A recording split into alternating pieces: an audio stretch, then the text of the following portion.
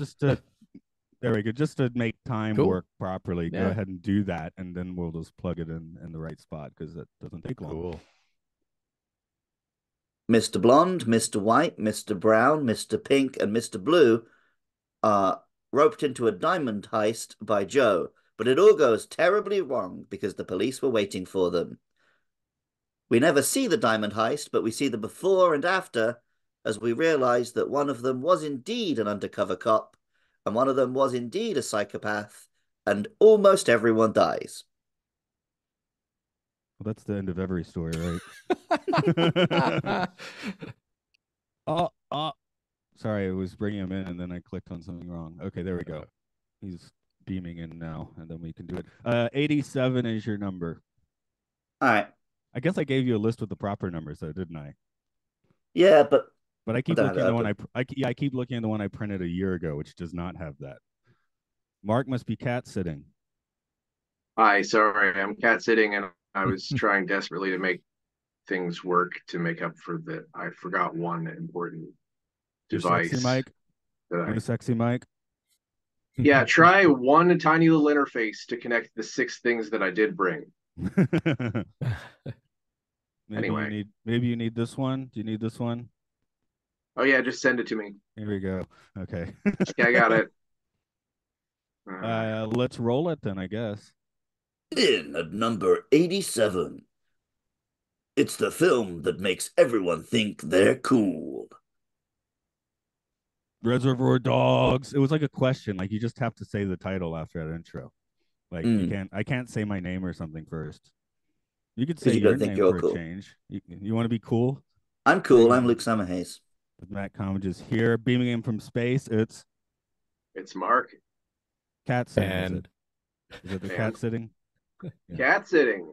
Okay, that's why Mark sounds funny today. Sorry, John, we cut you off there. No, it's okay. I get to be the special guest again, and back for a good movie this time. That's right. Exciting. Yeah. Yeah, I do appreciate when the guests talk before they're introduced, especially when it goes on for like 20 minutes. This is old hat. I mean, we've been through hell and heaven together as far as this series goes, and I like our little biblical group here. Yeah, so, I'm not being ironic. I love it when it's 30 minutes into a podcast and you're like, hey, wait a minute, we never introduced this guy who's been talking to you for a long time. Well, Matt, done with introductions.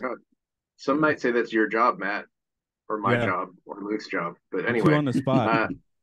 So you know what else is really cool? There's no reservoir or dogs in this movie. Yeah.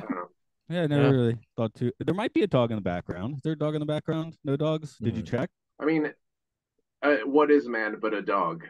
Man bites dog. That was a movie. Man is dog. Man bites dog. Man bites man. Man shoots man. Right. Woman inherits the earth. Yeah. I guess we'll do the regular where did this film come on your radar thing. For me, maybe I watched it with Mark. I don't know. I'm pretty sure I did not see this one in the theater. Did you see this one in the theater? I saw it in the theater. I know. I want to say that it was sort of a thing where it was not the first run of it, but it was within the year it came out. I think it was something like Quentin Tarantino just blew up really a whole lot, and then they sort of did another round of art house screenings. Because when I did see it, it was at the Tower Place Theater, which was sort of an art house adjacent thing, and it was just one of those. It was the same place I saw Clerks, which at the time showed at like 1 or 2 theaters. So it was around that time. I know I saw Clerks in a theater. I'm trying to think of if I saw this before or after Pulp Fiction. Our group this of friends, might have been after. I don't know. I don't remember. Yeah, our group of friends, and I guess we'll talk about when we get to Pulp Fiction at some point because that's on the list. But there was like this weird thing where for a while it was like, oh, Saturday night, I guess we're going to see Pulp Fiction. So I think I saw it 7 times in a theater. Andrew, who's sometimes on this, saw it like 14 times in the theater. I was taken to that. I think I waited like half a week to see it, and our friend Mike, who loved yelling quotes of that movie at me, insisted that I go with him to see it, and he yelled quotes at me on the way in and on the way out. But not during the movie. We'll get into it later, but I think that the quotability of that movie makes it not as good as the less quotable movies. Right. Okay. Luke, this is your first time, maybe? I don't know. Maybe you've seen this. No, I watched it when I was a teenager because everyone told me I should watch it because it's good. Yeah, it's kind of a teen. I guess, yeah, after 1993, if you're a teenager, you're watching this at least once, I Yeah. think. And yeah, John, this Um, predates your time in LA. So, It does. Yeah, yeah. I was living in New York at the time when this came out. And honestly, I chose, when you sent me the options of movies to cover on your podcast, I chose this because it's one of those that I had not seen. And not because I was actively avoiding it or anything. It just sort of it came out, I missed it in theaters. I probably own two editions of this on DVD and Blu-ray because it came out twice while I was doing the old DVD Geeks TV show and podcast.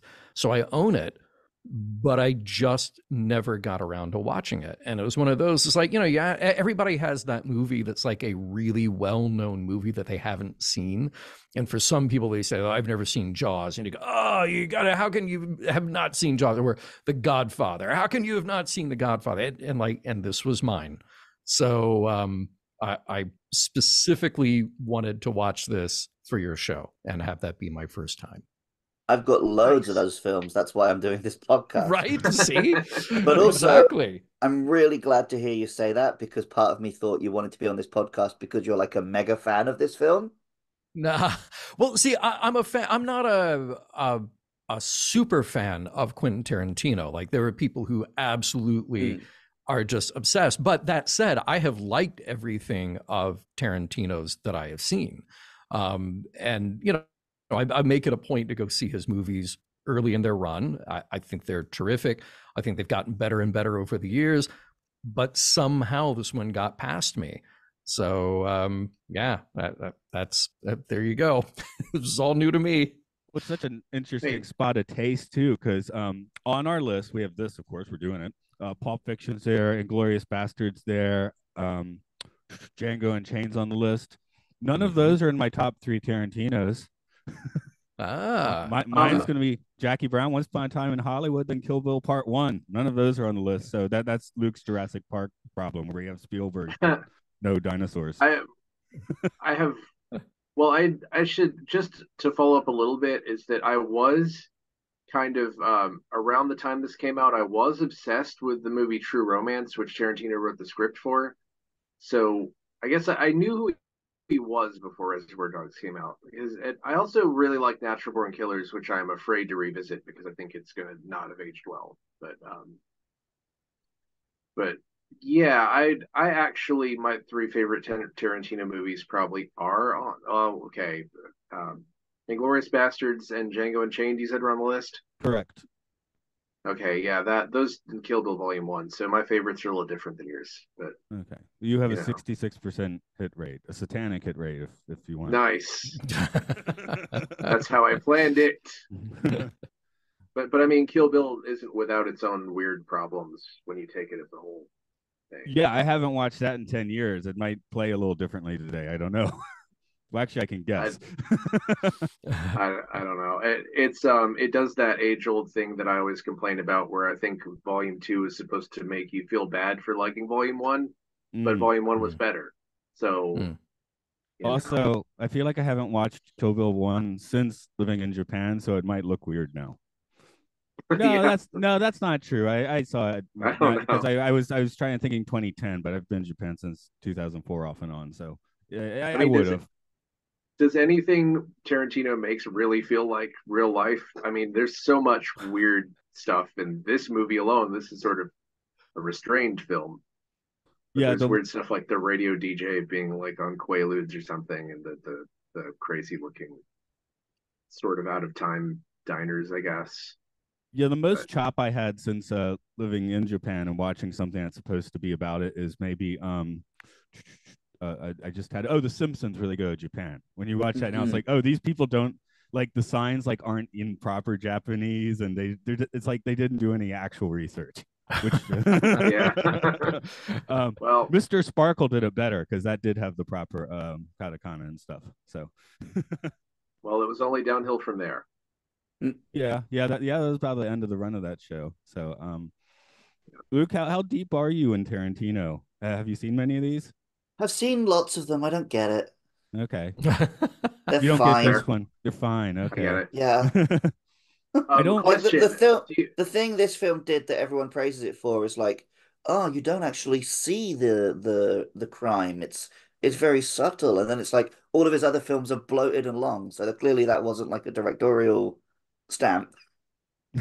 Yeah, I think it was that he didn't have enough money. But Exactly. Luke, Yeah. I'm not asking you this as a gotcha question, but do you feel more fondly about Guy Ritchie than you do about Tarantino? No. Okay. Oh, wait. Yeah, because I don't really care about the Guy Ritchie gangster films, but I kind of like the dumb stuff he does, like Robin Hood and Sherlock Holmes. Okay. I mean, Sherlock Holmes was all right. Yeah. It was all right. I will say I just bought Lock, Stock, and Two Smoking Barrels and Snatch on Blu-ray because I found them at the book off for real cheap, and it was a late night viewing, but yeah, I pretty much tapped out of Lock, Stock. Like I think I was awake for 30 minutes and I was just like, I don't know what's going on. Whereas when I watched it when I was 20 or something, I got it, but yeah, I don't know. Maybe it was too late at night. Subtitles.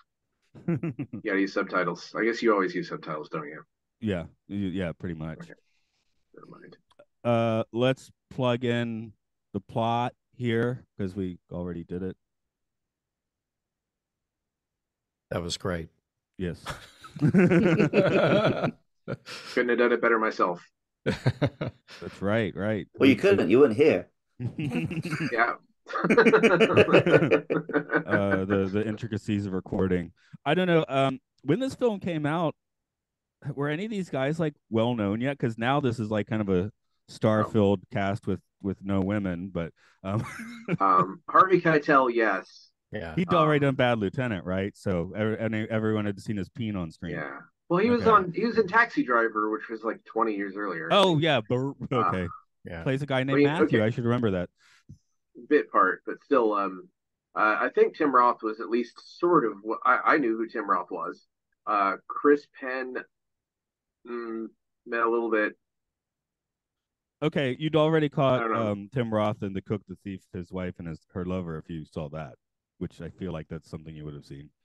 No, okay. I probably should watch that. But Rosencrantz and Guildenstern are dead.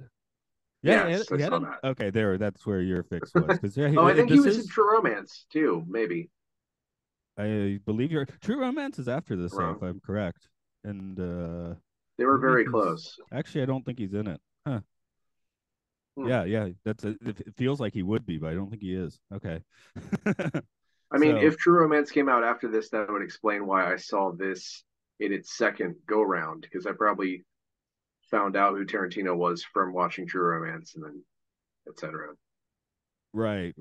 Michael Madsen, where was his? That's the thing. I don't know where any of these guys were in their career when they did this. Okay, his first list. Oh, he's in The Natural. He was in The Doors, Selma and Louise. So yeah, we'd gotten mad with Madsen already a bit. He follows this up with Free Willy. That's some weird chop.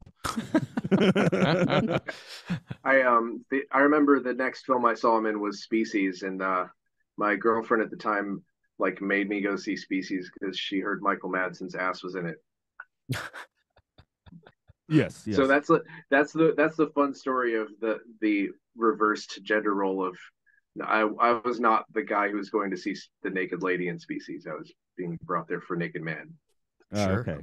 And, my only memory of Species is seeing the videotape on my uncle's shelf and him laughing at me because I pronounced it Speck Eyes. I mean, I actually remember when I came back from seeing Species, I talked to Matt on the phone and he was like, "Did you see Feces?" I was like, "Yeah, I did." Is that movie? I don't think I ever actually watched Species. Good joke. And also, I've been told I need to watch Species 2, not Species 1. I think your joke was better than the movie. Okay. Still haven't seen that one, so and I'm not encouraged to do so now. Yeah. If the old Sci-Fi Sanctuary was still around, maybe we would have dragged you in for it. But nope, probably would have stayed away. Well, I mean, okay, but you could see Michael Madsen's ass. Well, Ooh. hey, that's pretty intriguing. Yeah. It wasn't Christina Loken. She's not the female alien in that issue. No, No. Natasha Henstridge. That's her name. There we go. There we go. Okay. I mean, I can pretty much be lured with nudity to a film. So, maybe that alone would have gotten me there. But yeah.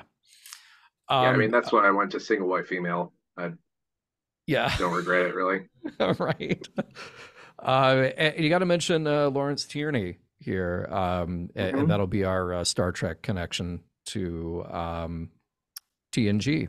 He, one of the holodeck gangsters, and he's pretty great.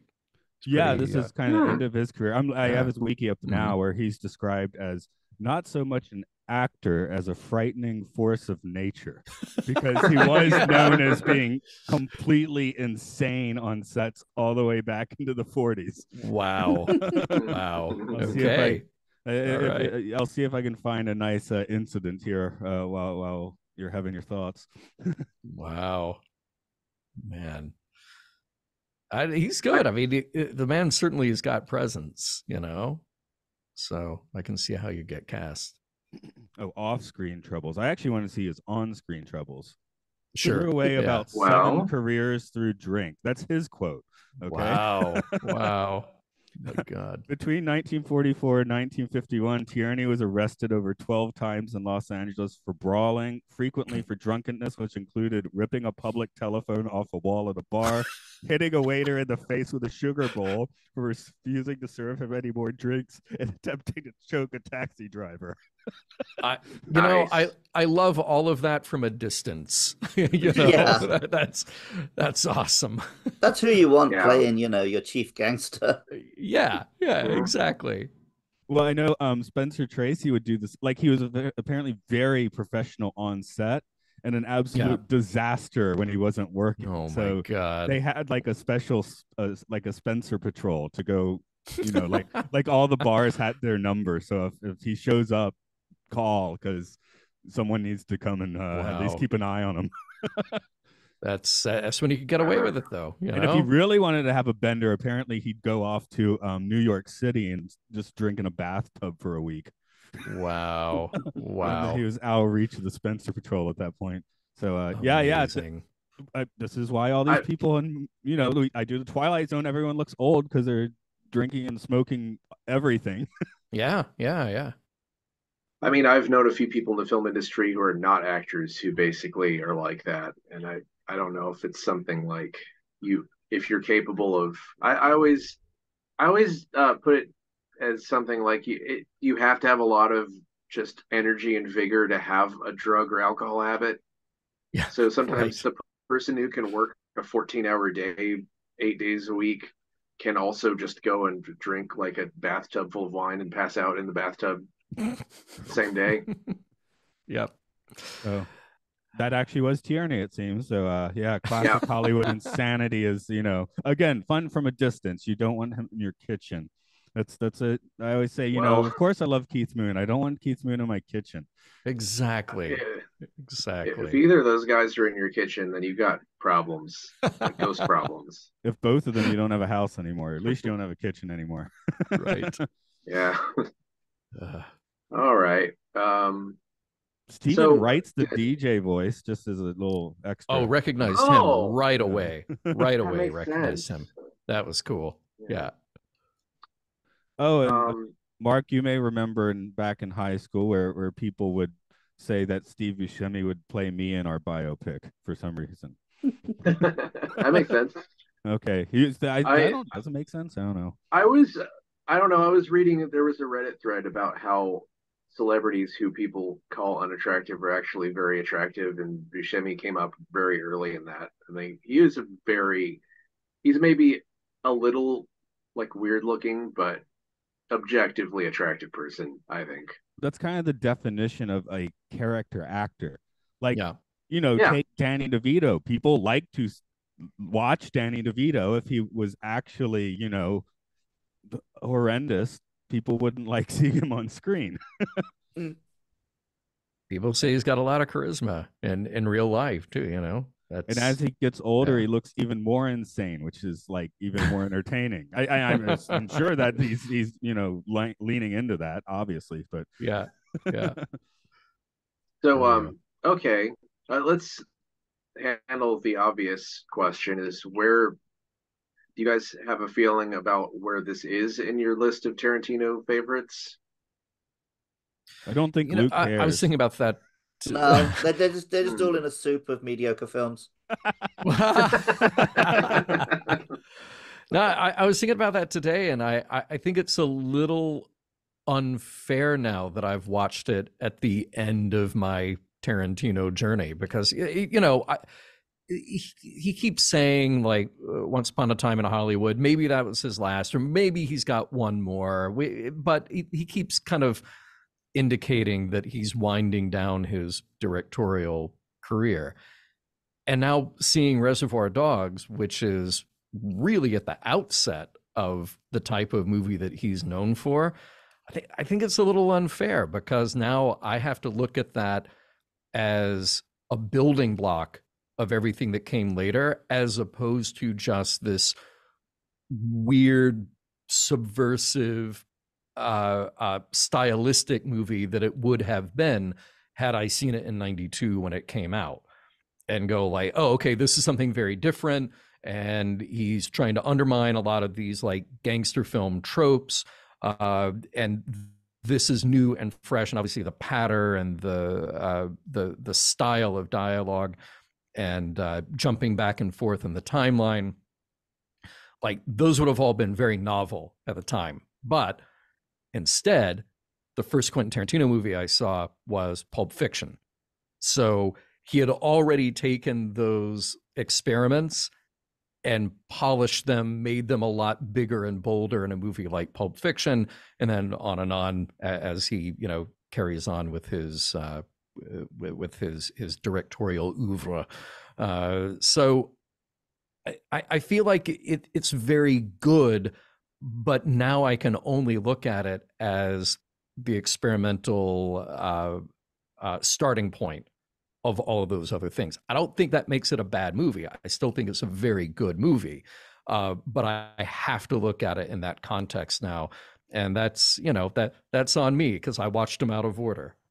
Maybe a more apt comparison would be to throw this in with similar films. We mentioned Clerks already. You've got Paul Thomas Anderson's Hard Eight, Wes Anderson's Bottle Rocket, Aronofsky's Pie. I had one more on the mind as I was spewing those out, but the following Nolan's Following, all of them are pretty good movies. None of them really rank with the well, except for maybe Clerks. None of them really rank with the director's later work, which I would say is kind of true of this. So, I haven't I seen think some of people those. talk about this one differently though.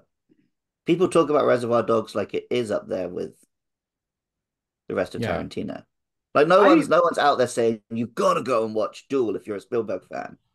Whereas people do give you gotta watch Reservoir Dogs. Right.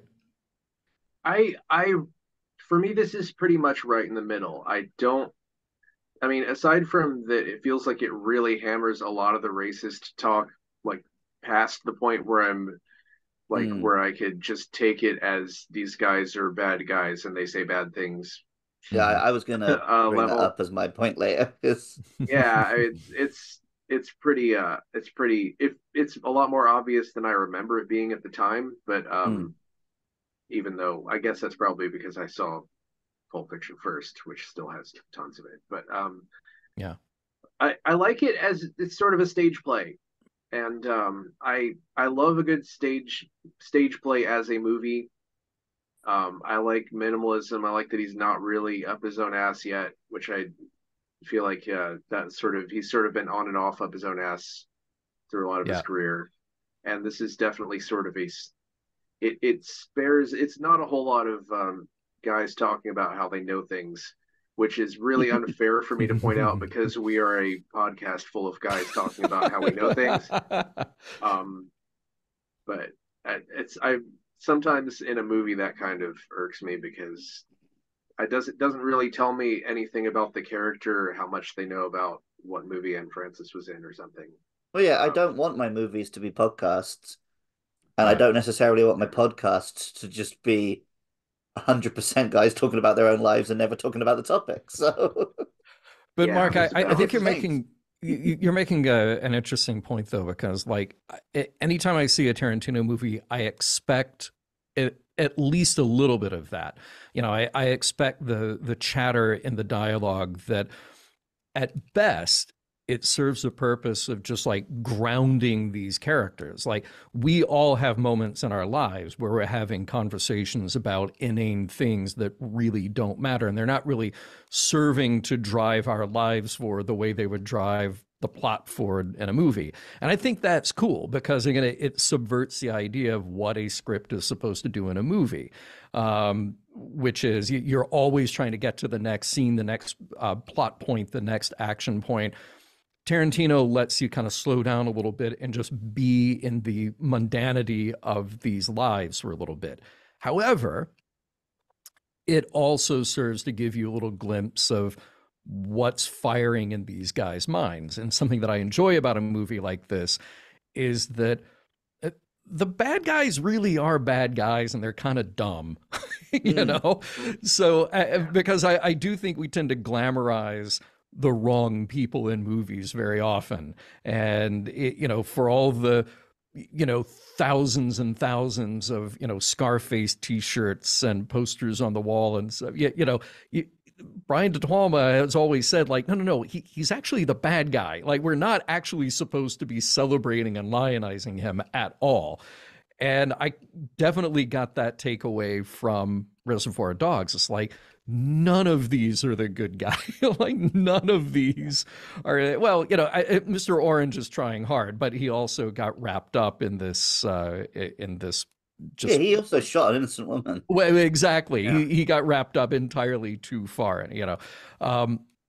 But I like what you said here about this feeling like a stage play and all those moments that are in the rendezvous point, which was a great location because you got the caskets in there and just it's dirty and you know that nothing good comes out of this place. But I feel like, again, it's Tarantino experimenting with the things then that he'll do later way better. So, I love the opening scene in Inglourious Bastards, where it's just two people in a room, and he is constantly turning up the tension in that scene. And then Hateful Eight, which I think a lot of people didn't like as much, but I quite liked it because he again takes that idea and turns it up to the extreme. It's like, no, you're not getting out of this house. Something bad is definitely going to happen. You know, just keep cranking up the tension as much as we can in this quiet little claustrophobic place with these characters who we're very uncomfortable being around. And I think when he's at his best, like that can be a really entertaining thing. Here it feels like, again, just laying the groundwork for exactly that type of experiment that gets polished and perfected later. I guess I can blow back a little bit though, because I'm sitting here. I've only watched Inglorious Bastards once because I'm like, if I watch Inglorious Bastards, I have to get through that scene, and we will because it's on. We're going to be watching that film, but it's not saying it's a bad scene. So it's like, oh my god, you know, there's some stuff just like you don't getting through that scene. Well, yeah, we talked about this last time with The Hunt. Like, a film can be a very good film, and I still don't like watching it. Sure. And with all that aside, nobody will be surprised to hear that Inglourious Bastards is my favorite Tarantino movie. Tension fan, Mark over here, love tension. It's the best. I love it. Has the pop culture thing shows up for about 30 minutes in the middle of it, and it's people playing guessing games and talking about King Kong. I was like, absolutely loved it. Anyway, we'll talk about that in 2028 or something. The one thing I guess about this film that makes me this is probably I haven't seen Hateful Eight yet, so I don't know if I like it or don't like it, but of what I've seen, I mean, this and Death Proof, I guess, are the bottom of the barrel for me. And Death Proof is my least favorite. It's a perfect first movie for this guy's career. That's for sure. But it's in this, like you said, they use the set. It's cool. They're saving money because I feel this movie to be extremely claustrophobic. I mean, when we get out for a bit, an hour in, that's almost like a breath of weird fresh air. And I'm going to throw a question to Mark. Why did I like the cube so much? That was even more claustrophobic. Because the cube was silly enough that you couldn't see yourself in the cube, but you might see yourself as possibly existing in this world. Okay. Is that it? I'll take that as an explanation. It sounds good because this is not like a particularly fun watch for me. Like in the 90s, they saw Pulp Fiction way too many times because that's what a 17-year-old did then, right? But this one, I've seen. This might have been viewing 3 or 4 for me, and the last viewing was 25 years ago. Wow. This is probably 3 for me, but I don't watch things as much as many people do. I think I've seen Pulp Fiction about 7 or 8 times, maybe. But, I watch films a lot of times if they have monsters or robots. This movie has monsters. I mean, everyone's a monster in this movie except for... Not the good kind of monster. Okay. Because, as the creator of Godzilla said, you should feel sympathy for a monster. I feel no sympathy for these people. Fair. What about interesting? None even for Mr. Orange, just guy trying to do his job, you know? Yeah, but his job was a cop, and as we know, but sometimes, well, especially undercover cops who shoot women. He's not a good argument for cops are cool. No, but he's a guy. No, not that he's cool, but he is somebody who I think starts with some idealism and then just gets horribly lost in there, you know. He is a sympathetic character, really. And also, of course, the cop they've kidnapped and tortured didn't do anything wrong. Wow. Yeah. I mean, that's the scene you remember. That is the set piece, and that's maybe the reason that you don't come back and watch it so much. I'm gonna have to watch that dude's ear get chopped off again. But you know what? As somebody who, you know, it's unfortunate that a movie like that comes out and then here so many years later I'm seeing it for the first time, but I already heard so much about it and just through osmosis knew so much about it. And that scene was less gruesome than I thought it would be because the camera does move up and away during the actual moment. And I was like, okay, I know this is going to be gross. Okay, at least I got through that because it's not quite as disgusting as I thought it would be. But then we get all those later shots where he's got like pepperoni heads, so you have to deal with the yeah. I was more shocked at Mr. Orange shooting the driver in the car that they hijack. That felt like a really earned moment of shock because we don't know what this guy has been through exactly and how far will he go to maintain his cover and just go along with the process. That was a much more interesting moment to me and just hit so fast. You know, that's partly what made it cool. Do we have not cool like, oh wow, this is great, but cool like an interesting, important moment in the movie. Yeah. Kinetic filmmaking. Do we have any sympathy for Mr. White, who is a murderous thug with a weird misplaced sense of loyalty? But he has the sense of loyalty, which seems to humanize him slightly more. A lot of crime movies, I do find myself at the end of the film thinking, why do I hate the guy who was a rat so much more than all the people who did much more terrible things? Whereas this film, actually, I think it does a good job of like, no, being a loyal gangster is not that good. Yeah, right. Like I don't come out of this film thinking like, no, he was a solid guy, actually. Well, also it was something I'd forgotten a few of the details, so it was fun that I'd forgotten the whole thing where he presses so hard that Mr. Blonde is a psycho, and then at the end you see Mr. White being a psycho, and you know, I love that there are little touches of all these people are lying. Mr. White has motivation that his friend is the rat, where Mr. Blonde just wants to watch the world burn and the ears bleed. Well, like Mr. White is one of these things where this twist in morality, where some of these guys he sees himself as a good guy for a second, but he really isn't. And he also did the most stupid thing possible, which is tell the cop who he is. You know, it's like that wouldn't have worked out for any of them. That would have just destroyed everything. Because that's the thing. I mean, Mr. Orange could have waited just a second, and then he potentially would have lived, and Mr. White would have potentially lived. But then what happens when they're both patched up and they're getting out of the hospital, 6 weeks later, does Mr. White find out the truth and, go kill Mr. Orange anyway? Who knows? And the one of the best things about this movie is just that there are a bunch of what ifs that are all interesting. And then what did happen was also interesting, but it's also it was sort of like, let's wrap this up, bang bang bang bang. Now, one thing I literally, will say, literally, yeah. one thing I will say for this movie that definitely did a good thing in my life is my family had the super sounds of the 70s on vinyl. I believe it was it had a brown box with like kind of a rainbow design on it running through. Now, guest Andrew and I have been friends since elementary school, and when we were in elementary school, we were like, oh, this is a primer or whatever for songs that are lame. It's the late 80s for elementary school. 70s songs, those are lame. So yeah, this movie comes out and Pulp Fiction too. And it's like, wait a minute, those super sounds of the 70s are cool. Yeah. Damn right.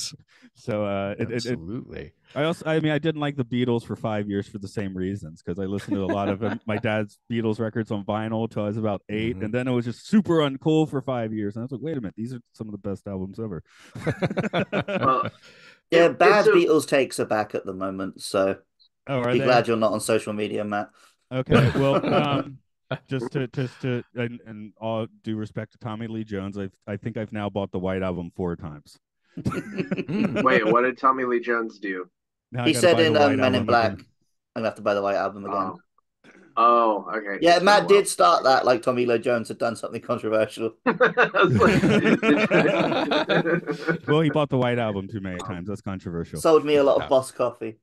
Here's a bad Beatles take. I've never bought a Beatles album, and I think some of their songs are bad.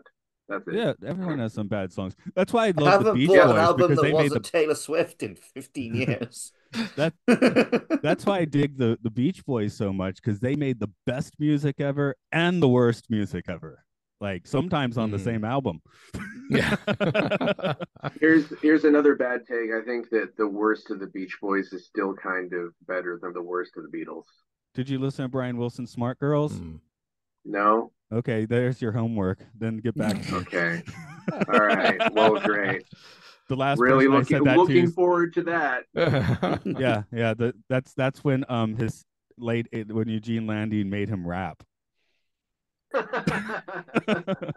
Wow. His live-in psychologist, whatever, for several years. I don't know what his actual title was. He was a doctor, I guess. Although I think they took his license away. Better or worse than Didi Ramon? Worse. Because it sounds like someone's rapping that really does not want to be rapping, but someone's making him rap. And I think it does include the line, "My name is Brian and I'm here to say." Wow. So, my God. Smart Girls. I just wanted to throw out on my random stuff. Mark, you were talking about this being like a stage play, and I did write in my notes that this movie has serious black box stage vibes.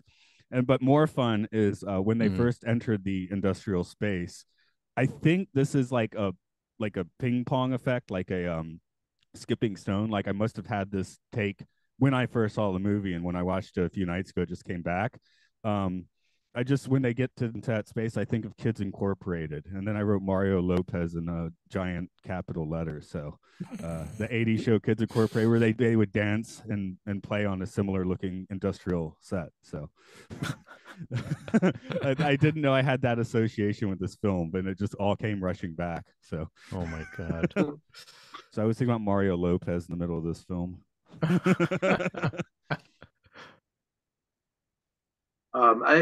Getting back to the music, it's really weird how the opening of the film is really burned into my head with the song "Little Green Bag," which I had to write down what it was, because I've never heard that song outside of this film, ever. It's interesting. I wish more people would do this, where he picks songs that are not huge. So it's like James Gunn did this for Guardians of the Galaxy, at least the first one, where it's like stuff you may have heard, but you may not have heard. And if you have heard it, you haven't heard it constantly. That's the George Baker selection. and their wiki page is not the shortest, but not the longest. Very good. That's good trivia. Yeah. Whoa, from the guys from Wormerveer. I guess they're Dutch then. Nederpop. Okay, so yeah, that's the like Netherlands. Netherlands pop. Yeah. Yep. Cool. Ascendelft. Okay. 1969 song. Okay, they have a 1975 worldwide hit, Paloma Blanca. So, in the 1985 pan-European hit, White Horse? Lucia No, by Paloma Night. is Dove. White Dove. Okay, so maybe you have more selections of the George Baker selection to get to. I don't know. Cool. I'll leave that baking in my George. Are the later soundtracks a little better too? This one's just kind of short. I guess it's only 30 minutes. It's very short. Yeah. Because Pulp like Fiction, everybody bought it. Jackie Brown and Kill Bills, I bought on vinyl and played to no end on vinyl. Well, let me tell you, the Reservoir Dogs PlayStation 2 game won a BAFTA for best soundtrack just for having the film soundtrack. Oh my God. What year is that? Many years after the film. Okay. Yeah, I was gonna say I don't even remember that coming out, so it must not have been good or not have been really low on the radar. Apparently, it's pretty mediocre, but it's just like it's a weird film to adapt into a game. So it's like every level's different. And of course, you do see the heist in the game. I mean, I guess it'd be hip. So, it'd be hip now to have years. like what an 8-bit chip tune version of "Stuck in the Middle of You." I'm sure someone made that. Yeah, I'm not even gonna search for that. I know it exists. It's got to exist. Does anyone else have a big hot take on this one? Observation. Hot take. Not really. Yeah, no, not really a hot take. I mean, it's what I've already said. It is interesting that you point out that the soundtrack on this is so short, but then having that really cool soundtrack becomes another hallmark of a Tarantino movie, and they just get bigger and more, more expansive with the really cool stuff, but also the weird deep cuts later on, and they become these, very important works on their own. Certainly getting up to Once Upon a Time in Hollywood. I mean, that's just full of great music. Some of it very familiar, some of it not. No, I feel like Wes Anderson hits a lot of those with his soundtracks. The more clean version, of course, but kind of a similar exactly. vibe of, Yeah. That's and Grand Theft Auto. Like Grand Theft Auto games started doing this after a while, where Vice City is like made a huge impact on me by making me listen to new wave. Where I grew up not liking new wave, and then suddenly I figured it out, I guess. Interesting. And that sounds weird for someone who loves new wave, but I've heard so many people come out with like, oh, I know that song. I was right after I, like talked to the gang boss in Vice City. Plays there. Yeah, I mean, they just dropped a new trailer for Grand Theft Auto 6, and it has some Tom Petty song from an album from '89 that nobody's ever heard, and everyone's obsessed with it now. Yeah, it jumped to like number one in the charts because of that. Yeah, brilliant. I mean, there are tons of songs that have not been used for things. It's like the worst offender, the opposite of this would be Thor: Love and Thunder, which only used Guns N' Roses singles for the soundtrack. I'm like, I've heard all those a million times. I feel nothing. Yeah. I still haven't had the Love or Thunder. I did actually. I bought when I told you I got lock stock at the used place. I got a few of the older Marvel movies, which I haven't seen for 5 years or more. And I looking at them again, I'm like, oh yeah, these did used to be pretty good. Yeah. So, I don't remember if I said it on the podcast or not, but revisiting Ant-Man was shocking. That's what I was watching last night. You did. Yeah. And that first segment with Michael Douglas in his ear when he's running around the suit, that's fantastic stuff. I'm like, yeah. Well, they have a chance to start over now, I guess. It was interesting to see Tarantino in this movie because he has become such a character himself outside of his films, just as a presence, as a guy who, he shows up to give a speech or get an award, and, he's got this quirky, nerdy, but earnest presence, which is, it can be very entertaining. I was not expecting him to be in this as a character, because I don't think of him that way. So that was another thing that kind of threw me off, that like, oh wait, this is early experimental. This is a way to A, cut a budget, and B, to sort of like get the thing that I want out of the movie, because I'm going to do it myself. Write it, direct it. I'll put myself in there, because at least I know as the creator of this what I'm trying to get out of it. So he's in there. And I have to say that like that could have been very distracting, and it could have been very a little too precious, just a little too like, okay, he's molding the character of Quentin Tarantino now. But I didn't find that at all. I felt like he was in there just enough. And his death, immediately going to the carjacking gone wrong, I felt like it was just all kind of natural in the fabric of the movie. So it fit well. It wasn't the distraction that I thought it would be, because right at the beginning you see him very early on. I just thought like, oh no, is he going to be in this as much as Harvey Keitel, as much as Tim Roth, as much as the other people I'm expecting? And fortunately he wasn't. He fit just fine. And now he's had the good sense to not put himself in all of his movies. Also, you can't begrudge him putting himself in his own movie and then killing himself off immediately. Yeah. The only, for me, the only like really egregious case in his own stuff is the segment of Four Rooms where it's basically Tarantino talking to people the entire time. That was that was too much. That is too much. But it was an anthology, so do whatever you want, right? Yeah. How did Dusk Till Dawn work with you? He's with a different director, but now he's in most of the movie. He was not a likable character at all in that. I don't think he's supposed to be, but also I rewatched that. I rewatched that recently and didn't like it very much. I felt like George Clooney was the smartest guy in the room times infinity, and it was kind of obnoxious to me. But it was fun, but I don't know. Didn't really work for me. What about the Casamigos to come? George Clooney's Tequila coming. I mean, it's eventually. This thing's just so fun. It's a fun, dumb movie that's kind of dumb, and it's fun. It's not my favorite vampire movie. It's not my favorite Tarantino or Rodriguez adjacent movie. We have Rodriguez movies on the list, and they are Spy Kids sequels. Yeah, I've seen one of those and did not like it. So we'll see. Oh man, they are not. They are obviously not on the good list. I think that some of his good movies should be on the good list, but they're genre films, so they've never. Machete's never going to be on the. Machete Kills deserves to be on the good list. I'll just go ahead and say that. So Mel Gibson is greater than Reservoir Dogs. Is that what you're saying? Yes. Okay. Yes, I'll say that. Has anyone seen it? I just seen the first one. That was on the. It was a little more expensive than the cheaper Blu-rays I bought, but that was also at the Book Off last week. So I'd say get it if you like exploitation. It's like the best modern one, I think.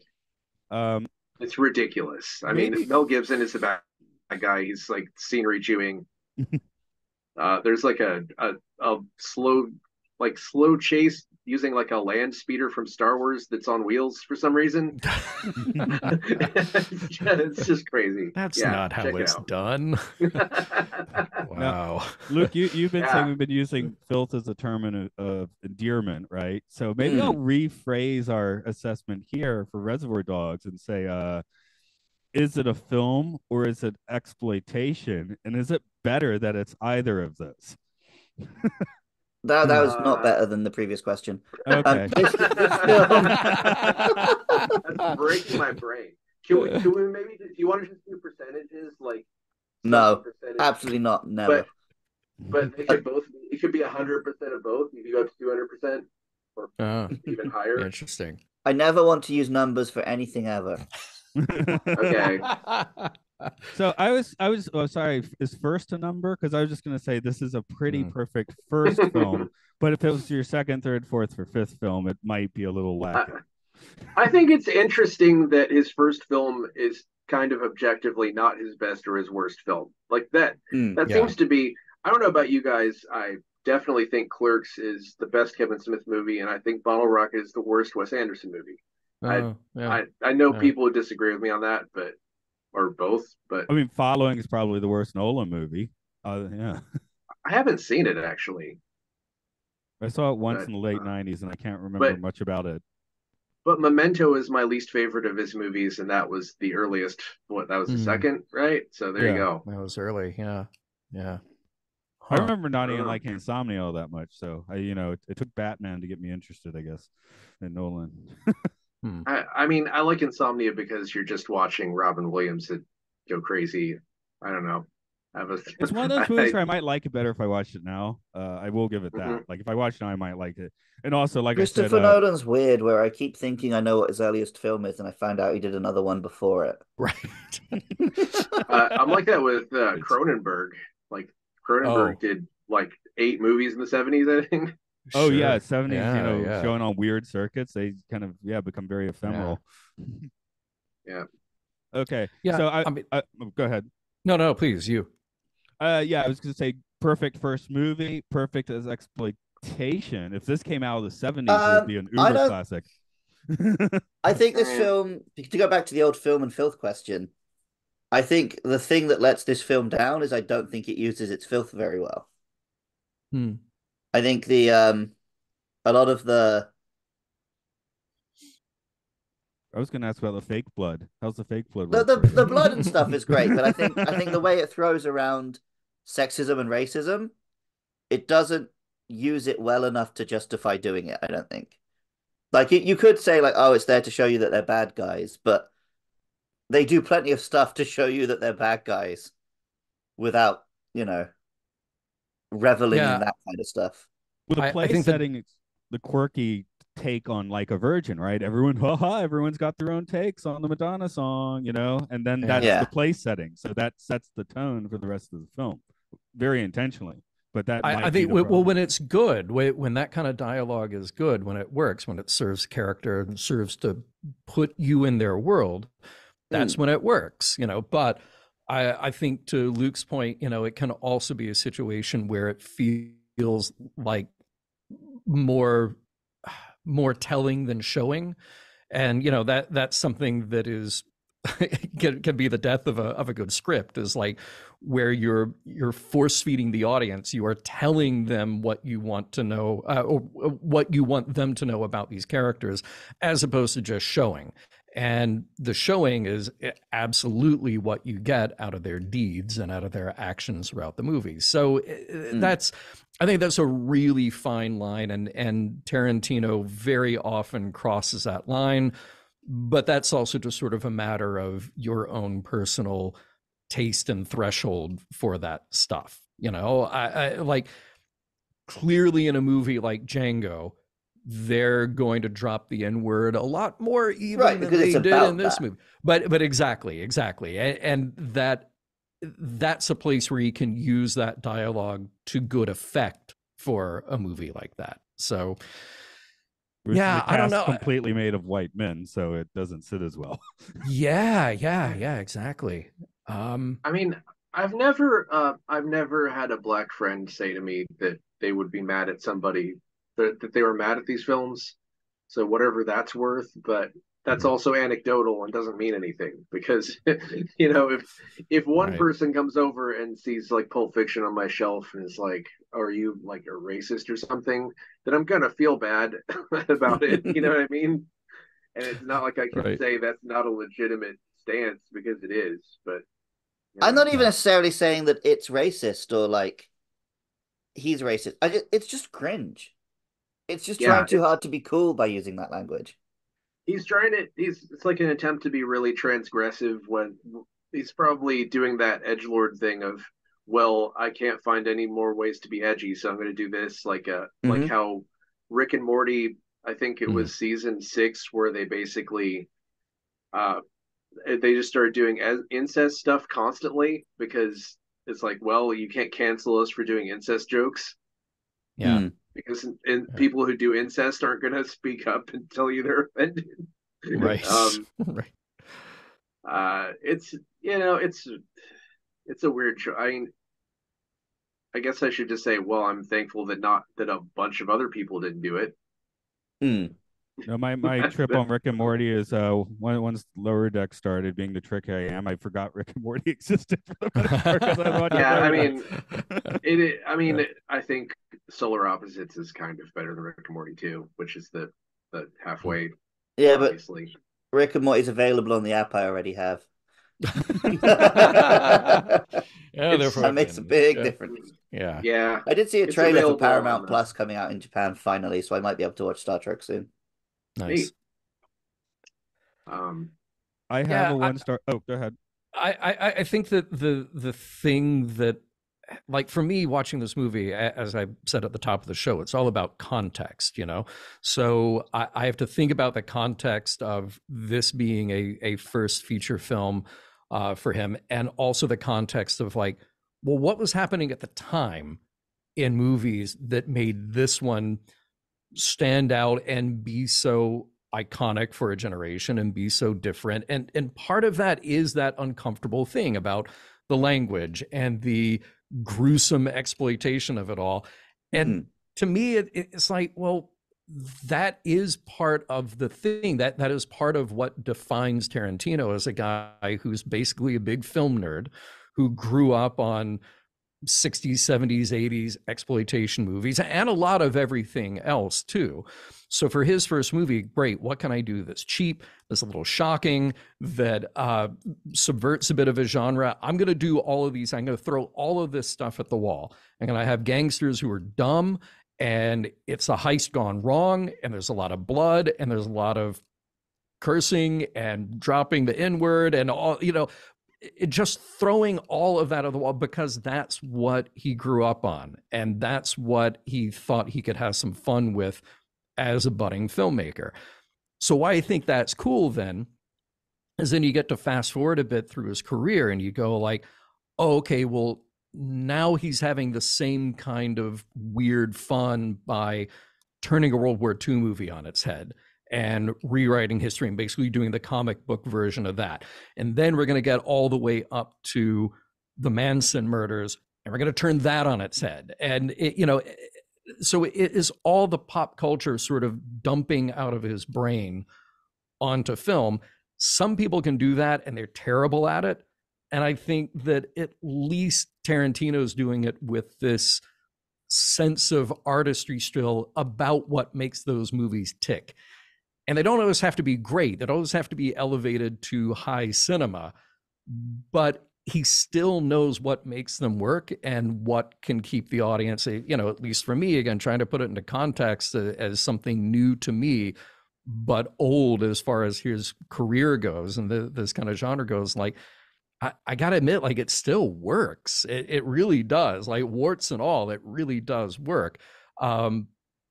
But it works best as proof of concept of a guy who's going like, okay, I'm going to take all these things that are rattling around in my head, get them out on screen in an engaging way. Here you go. And I, I was watching this. Actually, I was watching it again this morning, and there was a guy from the gas company who came to fix something, and I get to the point where we have the Mexican standoff, and it's one of those rare times in that kind of a standoff in a movie where everybody shoots and everybody dies. And I just remember like exclaiming, oh shit, I did not expect that. And, you know, and the guy from the gas company laughing because he had seen it before. And I was like, oh, wow. Oh, this is actually a moment. This is Tarantino having fun and turning the genre on its head. So I can't help but appreciate that, you know? I have one of the 1-star reviews here, which which interesting, kind of repeats some of the language you just said, which I thought was funny. What a load of trash with no redeeming value. You didn't say that, but it also has no entertainment value. It was a chore to watch. It's all about stupid people killing each other. The senseless violence is extremely offensive. And although I could see the language being typical of the person, I found that offensive too. I could have spent my time better lying on my bed watching the ceiling for 99 minutes. That's the main one. I also liked 99 minutes. one of the headlines was pure diluted crap. I like that. And then I just like this line because now that IMDb's been there for what 25 years. If you want a similar movie, go to the Blockbuster and rent Boondock Saints. Wow. So Showing like its age. The reader walking around looking for that Blockbuster. Incredible. I could go rent. Actually, it's now a kilometer, not just like a few steps from my house. But I guess I could still go rent Boondock Saints from a store in Japan if I wanted to. I can still do that. Awesome.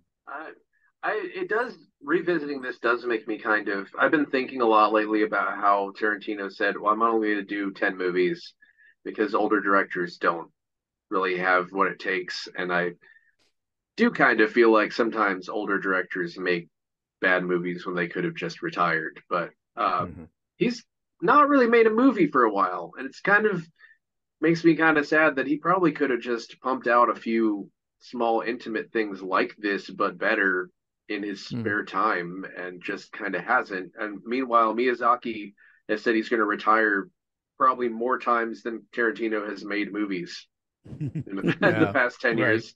Right. And keeps pumping out things that are apparently, I haven't seen his newest one, but apparently it's fantastic. So it's just, So I was going to say maybe Tarantino needs to be more scandalous. My brain went in the other direction where I'm like, oh, Woody Allen and Roman Polanski are really old. They pump one out every year.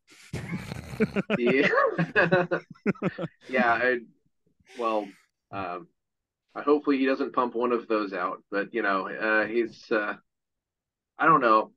I think it's kind of a mistake to decide that you're going to define your career by your limitations that you set for yourself when you're much younger than you actually would be retiring. I mean, who knows? He could do whatever he wants, but there are a few things that he said he was going to make or was supposed to have made that I would have liked to see a Star Trek. I don't know how you guys feel about that. I don't care. Like he could have just done a Western in the holodeck. I don't care. He could have just tried something. I mean, it would have been better than Into Darkness. Yeah, I'm always would be up for seeing something different.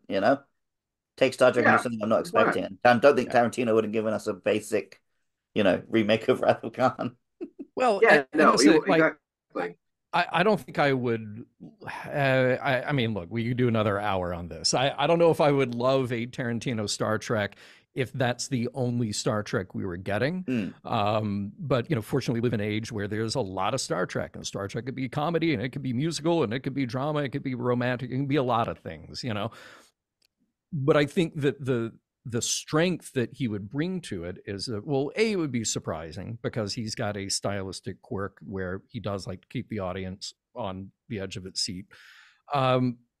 But he also loves the things that he is aping to put on screen.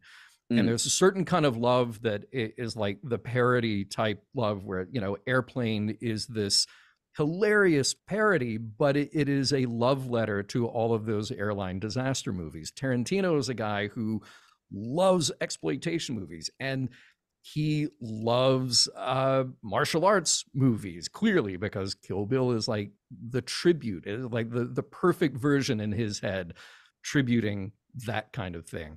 So part of me wants to see him do a Star Trek movie because I know that he would only have thrown his hat into the ring if he loves Star Trek and he loves what he thinks he could do with it to have fun in that universe, as opposed to people who just kind of grudgingly go in like, oh, no, I'll learn whatever I need to learn about Star Trek, and then I'll pump out a script, and it'll be fine, and that's how we end up with movies like Into Darkness, where it's like, we watched enough. We know the popular one is the one with Khan, so that's what Star Trek's all about. I mean, wasn't that Nemesis too? I don't right. Details, the guys like I only know Star Trek. Yeah, like honestly, what I'd like to see. I mean, Tarantino's done TV before. If he popped in and did like a duo of Strange New Worlds episodes, that would be amazing. I'm saying now because I think it would be best to give him the episodic ones where he could like kind of like take a few steps out and do stuff. Whereas some of the other shows, I wouldn't want to put him in a serialized run, but giving him two standalones, that would be perfect. No one I'd get too absolutely pissed be off. down for that. It's in a season. It's not in a movie theater like piss off half of the fans, Right. justifiably or not. So Right. I mean, the musical episode, which was a total outlier, was probably the most talked about Star Trek episode Yep. in my adult life. Everybody was buzzing about it. So yeah, just like I Did you don't need to karaoke justify any of this. Not yet. Okay. I guess we'll wind it down the dogs. If nothing else, I think Luke needs to go to the gym. Am I right? Mm-hmm. Okay. I've also got to wrap everyone's Christmas presents before I leave. Okay, we gotta give Luke a moment for that then. So, John, I think it's mid-January if you have your mind several weeks ahead from this recording. Yeah. Well, I know that Mortal Coil is coming up on Mission Log, and I love that episode, and it'll probably be a challenge to talk about. So stay tuned for that one. So yeah, we'll be there mid-January-ish. Yeah. Stay tuned for the Bell riots this year, everybody. Happy 2024. Yep. And as people hear this, we should have moved Genealogy over to its own feed. So that'll be up at podcast.roddenberry.com, but then it will have its own Libsyn feed, and we'll get that out to all the appropriate places. So please support that show as well. Right. This one is Films and Filth. We're on some of the socials. You can go looking for us. You're smart, right? You're a smart audience. You can support us on Patreon. Yeah, you're a cool audience. Cool audience. Podcastius is where we are at Patreon. We do other shows like Time Enough Podcast for the Twilight Zone, Podcast 1999 for Space 1999. Luke loves Pokemon. The Hyrule Fever Report for Zelda, and the Game Show for gamers gaming it. Okay, that's done. Pull out your guns. I'll shoot Mark. Mark, you shoot Matt. Matt, you shoot John. John, you shoot me. I'll shoot everyone on 3. You got it. You got it. 1, 2, 3. Bam. Try and go for the Bill Hicks mic thing there. Okay. Yeah. Anyway. Yeah, look in the clock, Luke. If you just need to bop out, that's fine, because it looks like that time for you. Am I seeing you tomorrow or the day after tomorrow? Tomorrow, right? Either. For this. Tomorrow. I thought you meant in real life. No, I'll see you on Zoom in like 2 hours for work. Yes. And then Piranha 3 Double D 24 hours from now. Yeah. Cool. Yeah. Nice. Andrew's coming on for that one, and he said he personally told the director he did not like his film, and Andrew likes everything, so that should be interesting. Wow. He was at a convention. All right, gang. Great to see you all. I got to split. Yeah. Later.